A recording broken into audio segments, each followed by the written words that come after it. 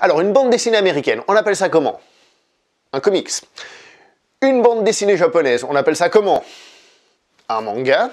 Une bande dessinée franco-belge, on appelle ça comment? Une bande dessinée. Et une bande dessinée espagnole, on appelle ça comment?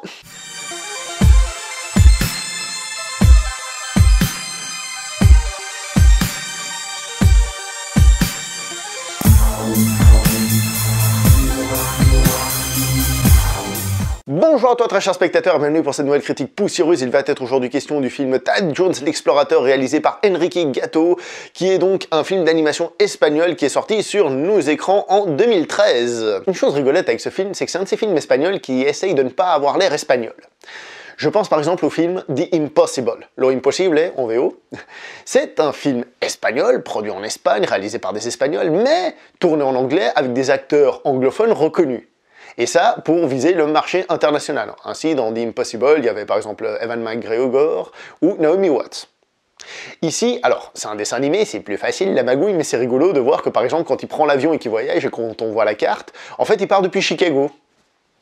On voit par exemple que, bien que le personnage en espagnol s'appelle Tadeo, en français il s'appelle Tad, qui est je pense le nom international qui a été choisi, parce qu'on voit écrit Tad par exemple sur la porte quand il est jeune, ou quand il va voir le professeur. Bref, c'est un de ces films espagnols qui essaye de ne pas avoir l'air espagnol pour fonctionner à l'étranger. C'est une méthode comme une autre, moi je suis pas forcément un grand fan, mais si ça permet d'avoir plus de budget pour faire des bons films, après tout, pourquoi pas. Avant de faire ce film, ils ont fait des adaptations au court-métrage de ce film pour prouver qu'ils étaient capables de justement d'en faire un long-métrage de qualité. Et si je vous ai fait cette introduction avant, et je ne le savais pas du tout avant de voir le film, c'est qu'en réalité, ce film est l'adaptation d'une bande dessinée espagnole. La bande dessinée espagnole, pour ceux qui ne savent pas, ça s'appelle un tebeo, ce qui veut dire, c'est un jeu de mots avec je te vois en espagnol. Mais c'est comme ça qu'on appelle les bandes dessinées espagnoles. Bon, alors, petite improvisation, je vais vous parler un petit peu de bandes dessinées espagnoles, même si je connais pas grand chose, donc je vais juste vous citer des noms de bandes dessinées assez connues en Espagne. Voilà, c'est tout ce que je vais vous dire parce que je suis pas un expert. Alors, la bande dessinée la plus populaire en Espagne doit être, je pense, Mortadelo y Filemón, qui est une bande dessinée qui parle de deux agents secrets complètement cons, complètement foufous, on va dire. C'est une bande dessinée comique.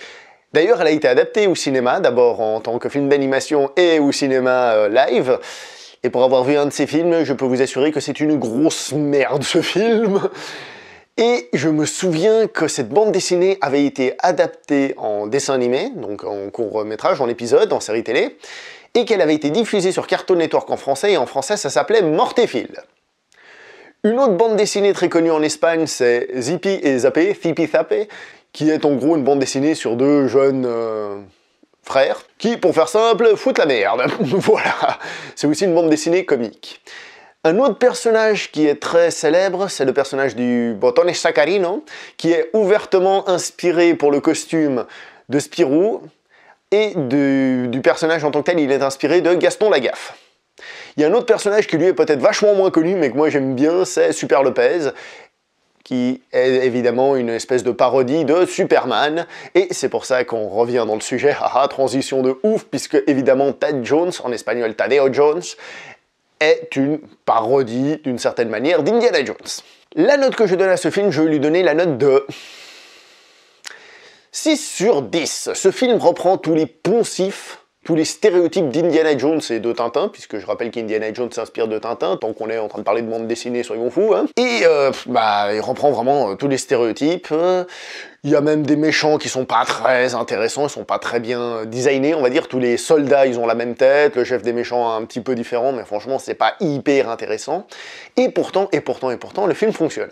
Le film fonctionne, c'est-à-dire on arrive à se prendre au jeu, et on est dedans.